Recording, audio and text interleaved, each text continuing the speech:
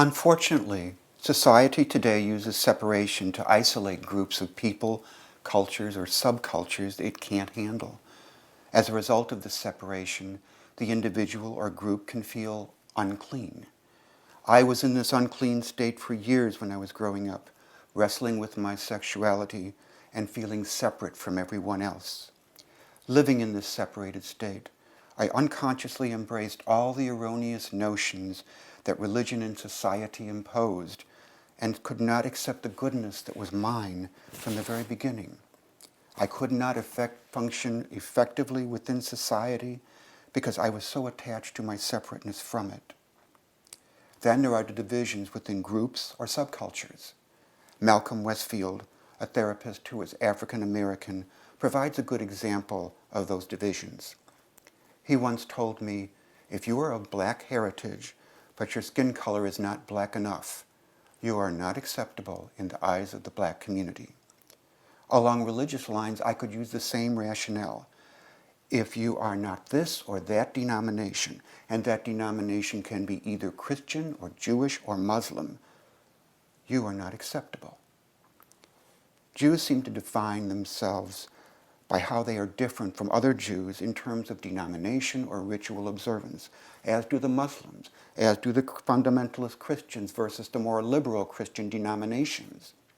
If you do not believe this way or that way, there's something wrong with you, and the implication is that you are not acceptable. I wonder sometimes if society and religion have gone to such extremes that they define and separate us by our differences, losing sight of the humanness that we all have in common.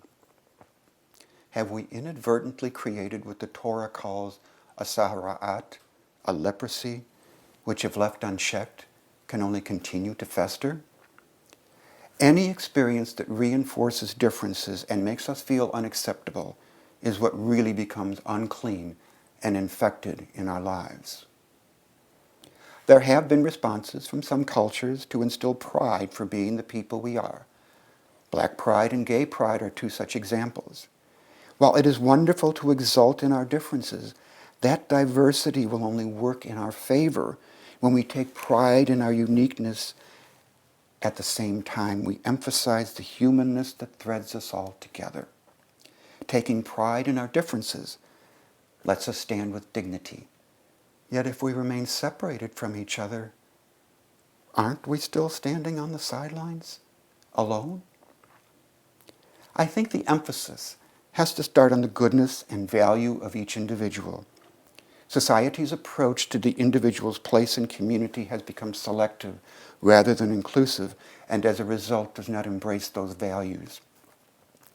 Programs that cut across lines of religion, sexual orientation, and gender are a start.